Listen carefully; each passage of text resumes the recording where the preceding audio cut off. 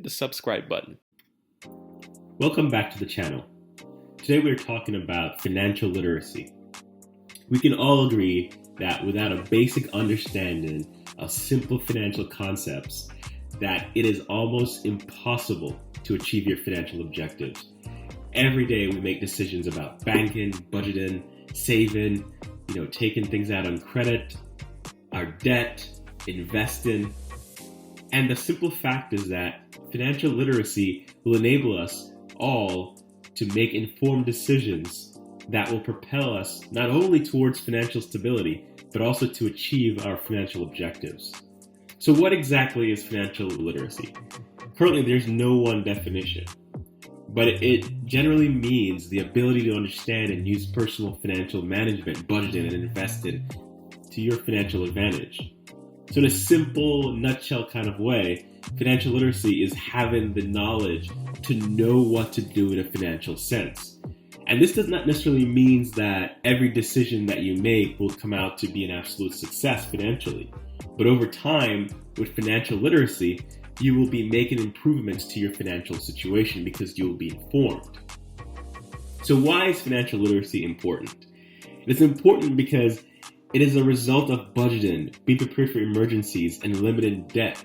Basically, everyday decisions that you make influences the rest of your life as far as your financial stability. But more importantly, the financial decisions that we make today compounds. They add up. And not just in an additive way. The decisions we make today are more important than ever because of the limited safety net available for retirement. Let's face it, most pension plans have been replaced completely. If you have one, congratulations. But for the most part, what we're dealing with now are 401ks. And unlike pension plans, 401k plans leave the bulk of the decision making and planning to the employees. You can decide whether or not you contribute to your 401k plan. Pension plan, the employer took care of everything. Now with 401k plans, the employee has to make all the decisions. Without proper financial knowledge, many will be saddled with debt and be ill-prepared for retirement. Another reason why financial literacy is so important is because it is very expensive to be financially literate. Think about it this way. Some of the consequences of lacking financial literacy appears in everyday life. These consequences show themselves in increased costs that can be locked in for decades. Think about high transaction fees, higher bank charges because you may be late paying off your credit card or because you may bounce a check. Think about the higher interest rates as a result from having bad credit. Think about also the losses in the stock market.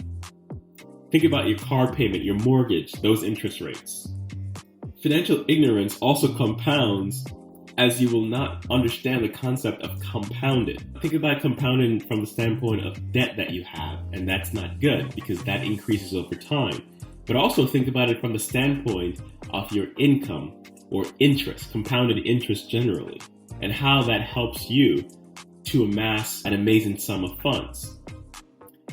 In a recent survey, it was estimated that financial illiteracy cost Americans over $353 billion in 2021 alone.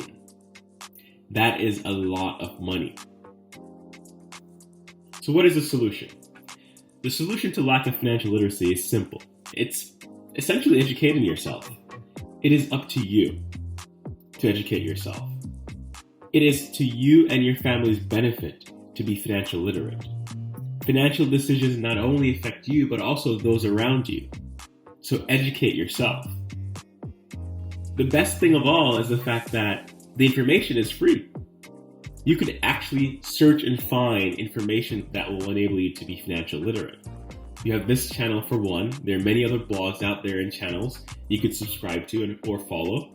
If you want to learn about the thoughts of the biggest financial titans in the world today, just search for it. Financial literacy comes down to how important this is to you. And trust me, it should be on the top of your list. For the same reasons why a coach is likely not the best player on the team, financial literacy alone will not be enough for you to win the financial game of life.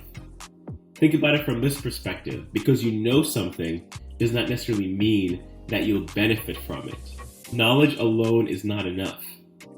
While financial literacy is important, it is just not enough, as I just mentioned.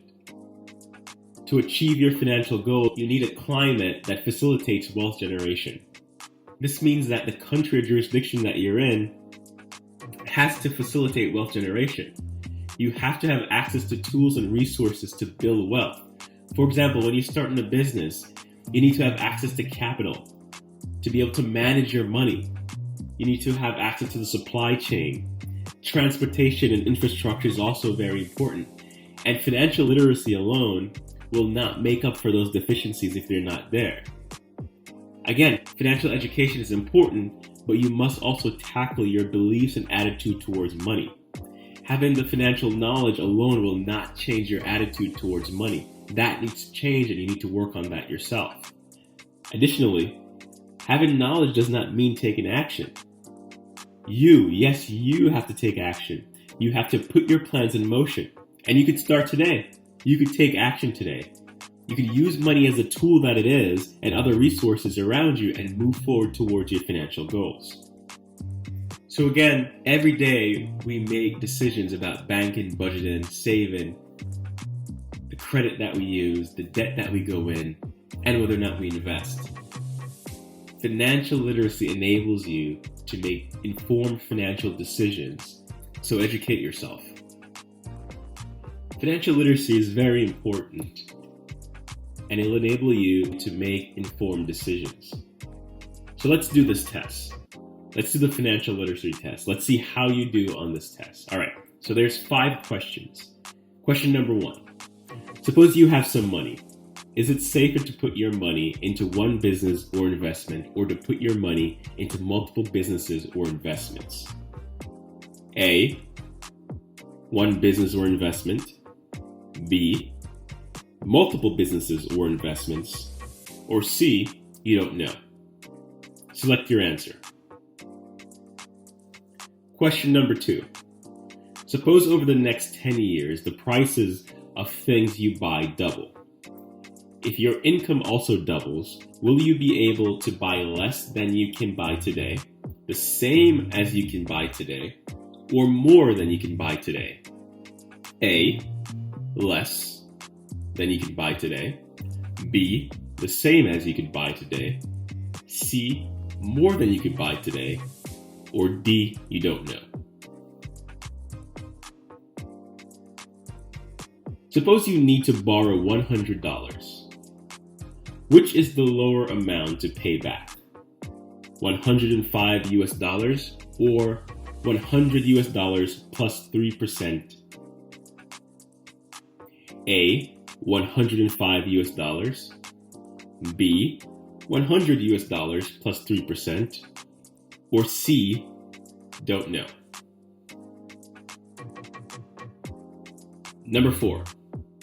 Suppose you put money in the bank for 2 years and the bank agrees to add 15% per year to your account. Will the bank add more money to your account the second year than it did the first year?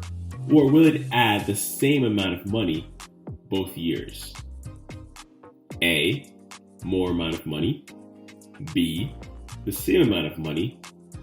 Or C, you don't know. Number 5. Suppose you had $100 in a savings account and the bank adds 10% per year to the account. How much money would you have in the account after 5 years if you did not remove any money from the account? A, more than $150. B, exactly $150. C, less than $150. Or D, you don't know. Okay, let's see how you did.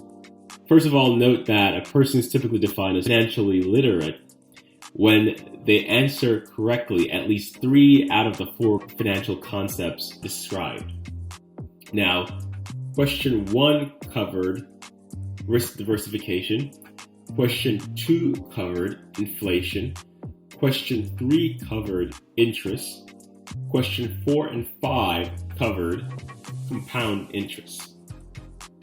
The answer to question 1 was B.